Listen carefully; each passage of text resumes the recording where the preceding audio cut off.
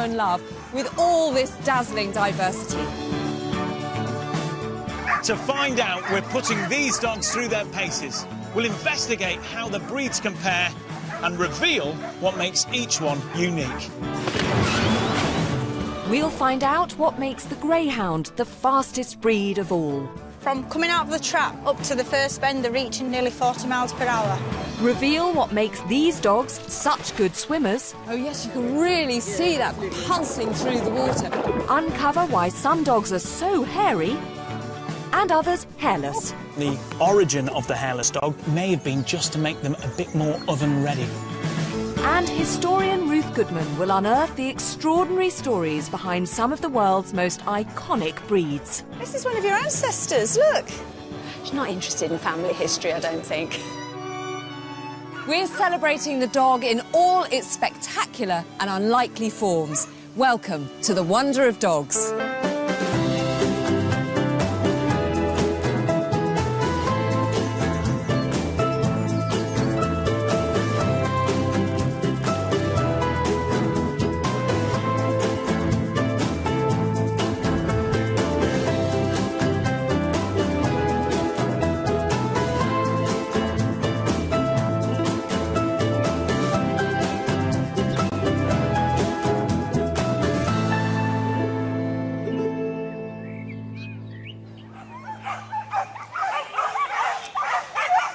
In Brightwell, in Oxfordshire, we're carrying out a unique investigation into man's best friend.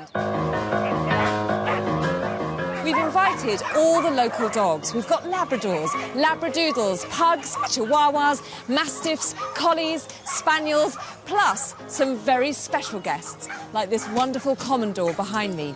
And down here, I've got my three very excited dogs. This is Teg and Badger and Bella. In our big marquee over there, we're conducting a census of the village dogs. Recording their every feature, from the pads on their paws to the colour of their coats. In our anatomy tent, we're going to explore that ingenious physiology hidden under all that fur. And in here, we're delving into doggy DNA. We want to find out if there's something unique inside every domestic dog that allows them to come in so many shapes and sizes, and to reveal the surprising pedigrees of some of Brightwell's dogs.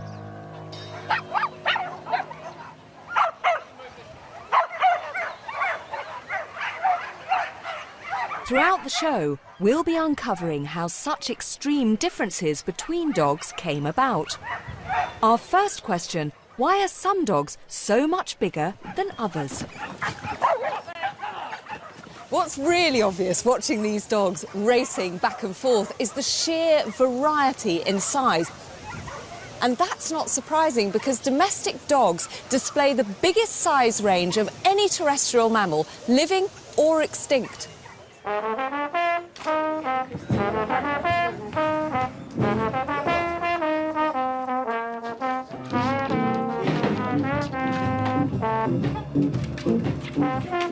Dogs vary from 10 centimetres high to more than a metre. In human terms, that's the equivalent of having a person a metre tall alongside a 10-metre giant.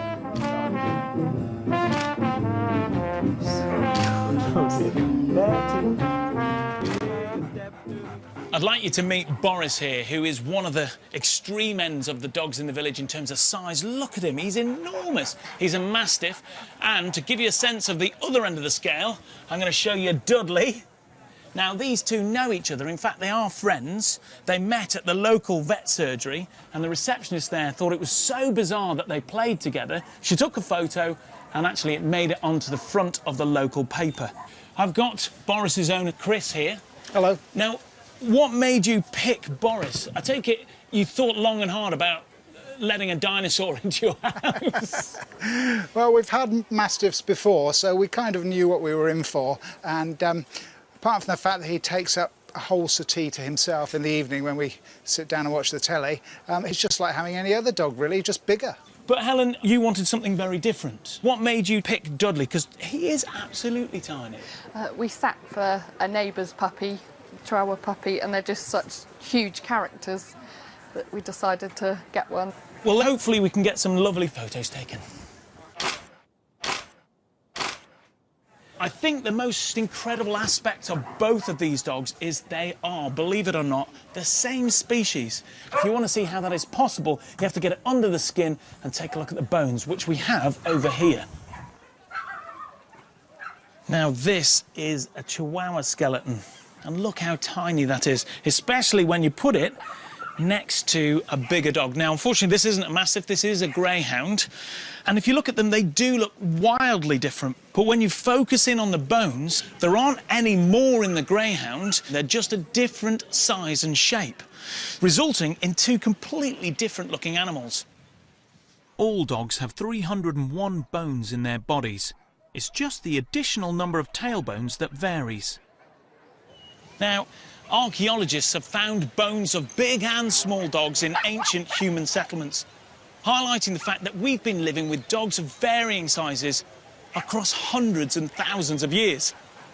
And this is reflected well in the village today, from 100 kilos of Boris at one end all the way down to Dudley here, who weighs less than a kilo. Now, you may think that the Chihuahua is a recent invention, bred purely for fashion, but they've got a surprisingly long and intriguing history.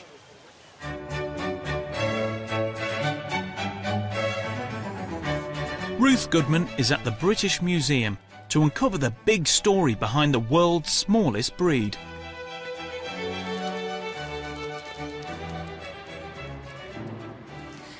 As an historian and a dog lover, I've always been fascinated by the way that people and dogs seem to have evolved together. In fact, if you start looking at that relationship throughout history, what you're really studying is us. I've come to see how Rhea, as a Chihuahua, is absolutely a perfect example of this relationship. Scientists have found a DNA connection between modern Chihuahuas and ancient Mexican dogs that lived 1,000 years ago. Dr. Elizabeth Bacadano has seen these small dogs depicted by several lost civilizations. Dogs were really essential companions of the Mexicans. The Aztecs represented them, the Toltecs, the Mayas, the Mixtecs. This lady, she's got a little tiny dog holding it just like I am. I have to say it brings to mind Paris Hilton and handbags. But there's a more serious side to dogs in society. Absolutely. When somebody died, dogs were placed in burials. They were placed together with the deceased. They helped the deceased make the journey of afterlife. It seems that ancient Mexicans believed that if they were buried with their dogs, they'd have a spiritual companion in the afterlife. What intrigues me is why they're so small. They're all so tiny, aren't they? Absolutely. Mexican dogs were always small, a bit like this Chihuahua. But why? We don't know exactly. But it could be that smaller dogs were useful hunters in dense jungle, or that they were simply easier to fatten up for eating. What's most likely is that one unusually small dog appeared in a litter of puppies, and the ancient Mexicans liked it so much they bred thousands from that one line. But when the Spanish invaded Mexico, it seemed the miniature Mexican breed's days were numbered. Big dogs, fighting dogs, were introduced by the Spaniards in the 16th century. That must have been quite a shock, really. I mean, if the only dogs you'd ever known were tiny little things that you could carry on your shoulder, you get this huge, great Mastiff with big jaws and big teeth. Oh, yes. Well, you know, the Mexicans, the Mesoamerican people, weren't aware that dogs like this ever existed.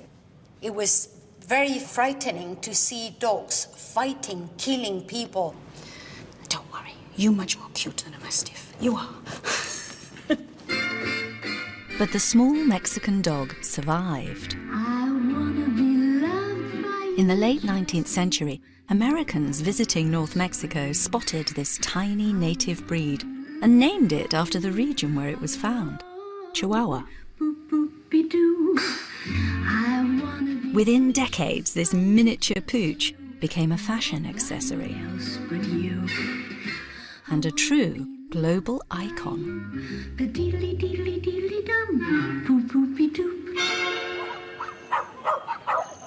The Chihuahua's baby face may have allowed it to conquer the world, but most of the small dogs here in Brightwell were bred to work for a living.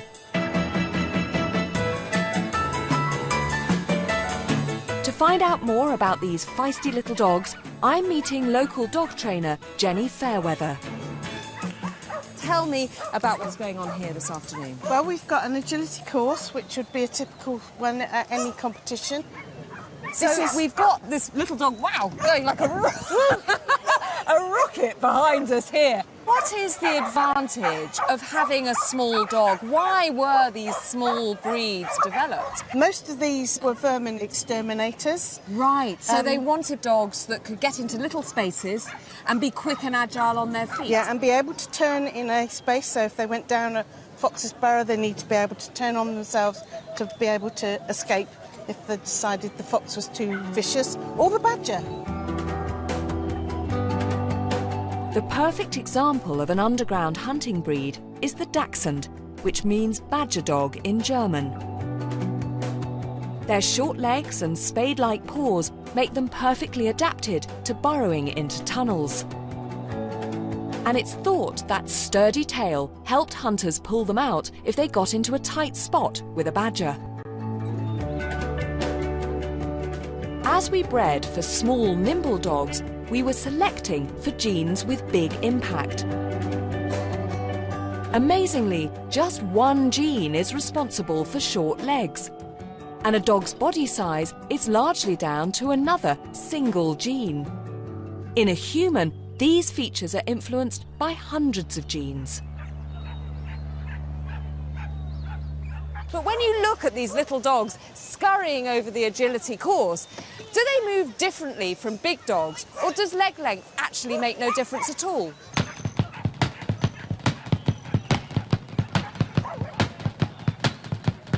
I could watch these dogs all day. It's such a lovely, fluid motion as they zoom across. The reason it looks so fluid is because dogs don't have a collarbone like humans, fixing their shoulder in place, so their whole shoulder blade moves fluidly up and down across their thorax, making their run look almost effortless. Now, the other thing they have to contend with is 4 legs. Coordinating those legs so you don't trip up means they have to have a very specific gait. When dogs are walking or trotting, there's always at least one front paw and one back paw on the ground, creating a front-back rhythm. When they start to run, their spine flexes and their back legs swing further forward. And the pattern changes to front, back. Big or small, nearly all dogs run with this same gait. But there is one dog that does run in a different way. The greyhound.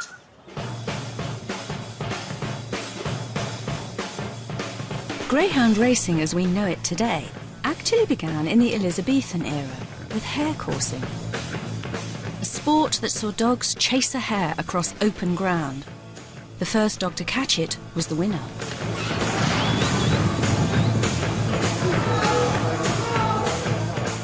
To find out how the sport and the dogs have transformed over the last 400 years, I've come to Sheffield to meet the former owner of this stadium, John Carter. So how did we get from hare coursing to greyhound racing? Now that is the great question. An inanimate hare conveyor was patented by Mr. Owen Patrick Smith in Oklahoma, of all places, and that changed the whole of greyhound racing and coursing. It was the lateral-thinking Americans who invented the idea of an oval circuit. The people could see the full circle, and it tested the greyhounds then more for their agility as well as their speed. With the arrival of oval track stadiums, professional greyhound racing took off. By 1946, gate attendance reached more than 190 million across Britain. An entire industry was built on this dog's remarkable speed. But why is it so fast? Greyhounds are masters of what's called the double suspension gallop. They're airborne twice in every cycle. Their unusually flexible spines allow such a long stride that their back legs overtake their front legs. This powerful gait and long history of being bred for speed has made greyhounds the fastest dogs on the planet.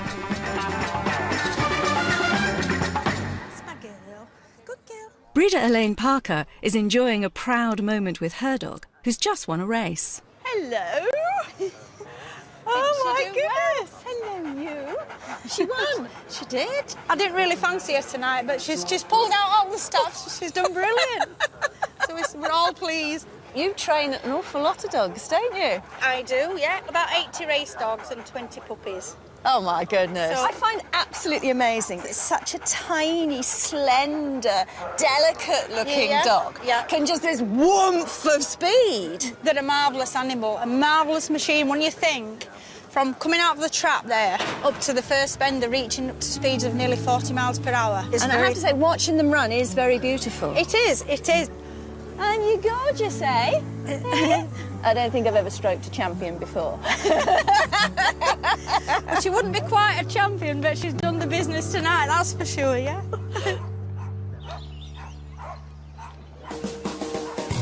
Right, so we've got Cookie, who's 9 months, Nutmeg, who's 4.5, and Tosca, who's 5. From Chihuahuas to Great Danes.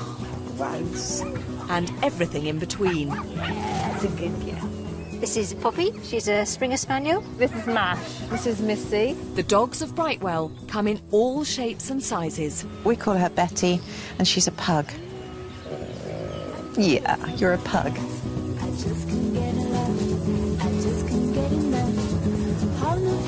It's hard to believe that this diverse range of dogs all came from the same ancestor.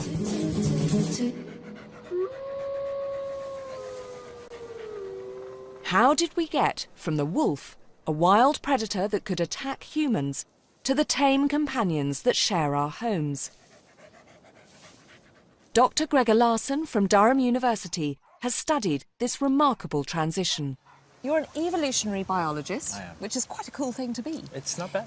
And you've been charting this extraordinary journey from wolf to pet dog, to the domesticated dog. Let's start with what evidence there is that all our domestic dogs really are related to that one common ancestor. It's the DNA. Okay. It's open and shut. There's no question. People have speculated about other wild species, maybe coyotes, maybe wild dogs, these kinds of things from South Africa. It's all the wolf. It's the grey wolf, done deal. It's quite a leap to go from this very wild, fearsome pack animal to something that will sit on your knee and watch television with you. It's an amazing transition. The general school of thought is that it's at least about 15,000, maybe 16,000 years ago. What we think was happening was that there was a pack of wolves or several packs of wolves that were attracted to human camps, the waste products that we were producing. And these wolves that could take advantage of that human niche were the ones that put themselves on a track toward domestication. But it is still a big leap from an animal that's taking advantage of a few waste products to an animal that we have been able to manipulate and train to serve our own purposes. It is, but it's also a very long time frame. Okay. I mean, the first couple of 100 or 1,000 years, perhaps, where it was a very kind of romantic dance between the two species. And then very slowly, as they come closer and closer, then humans start deliberately selecting for traits. So maybe the most tame ones, or the ones that were the best at warning them when other things were around. And then once you start taking over their reproduction and you start deciding who survives and who doesn't, rather than the wild deciding that, that's when the domestication really kicks off. And we become true partners at that stage, and everything just goes from there. At first by chance, then by choice, we created the wolf that doesn't bite. And over the next 15,000 years, dogs followed in our footsteps as we moved into new environments. There are clues to this shared journey within their anatomy, especially in their paws.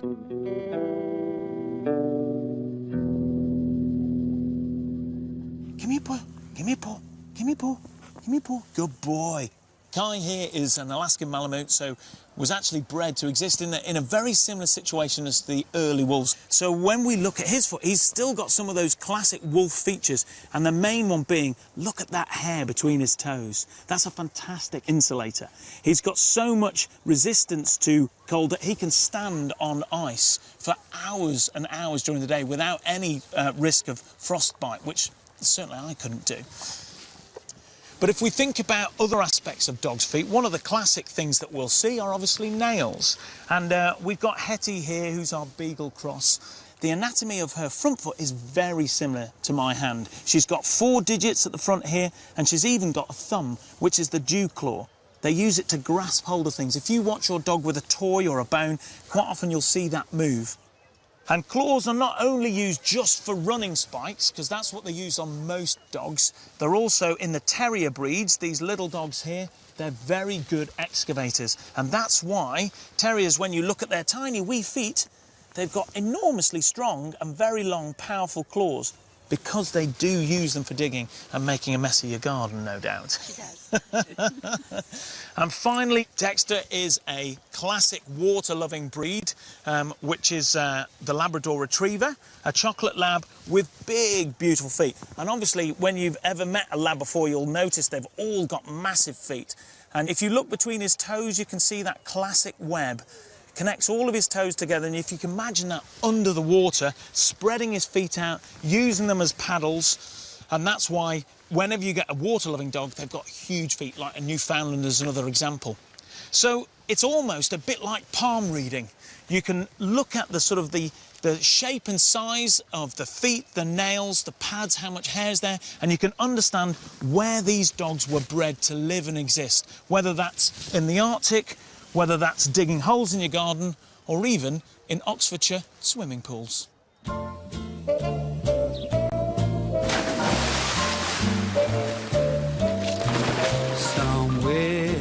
Dogs love to make a splash. But what is it that makes some dogs such great swimmers? Local veterinary hydrotherapist Emma Barnard encourages dogs to swim for exercise and recuperation. Although dogs like these don't need much encouragement. It's very interesting seeing a dog like Treacle move in the water. She seems very comfortable here. Absolutely, yeah. We tend to find that dogs will happily keep themselves fairly buoyant and afloat just using their front legs, and their back legs tend to be their driving force. So as they go to retrieve a toy, that's when they really engage their back legs. Oh yes, you can really see that absolutely. Punching through the water. And is the tail a useful tool? Yeah, for they them use as that well? as a rudder, so for helping him steer and manoeuvre around the water. You can see that they really splay their toes out. Yeah, and she's using her feet very much like paddles, isn't Absolutely, she? Yeah.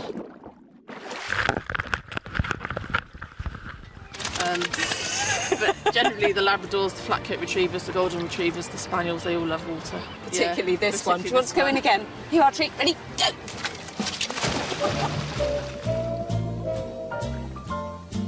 Unlike cats, most dogs love water. And we've selectively bred some dogs to be strong swimmers to help us retrieve game from water. But breeds with squat bodies or long backs often find it difficult to swim. But there's one breed that's a particularly accomplished swimmer, and it's not the first one that would come to mind. I've come to Surrey to meet one of the hardest working breeds in history. A strong swimmer, prized for its hunting ability and killer instinct. The poodle. This one's called Breeze, and isn't he lovely? All dressed up for a party. How long has this taken you, Anita? 3 to 4 hours. And he'll stand for that length of time? Well, with wine and coffee breaks, yes. But you don't get the coffee, do you? No. They're done from the time they're 3 or 4 weeks of age, so they get used to it. And what's the most difficult part about doing it? I think getting both sides to match.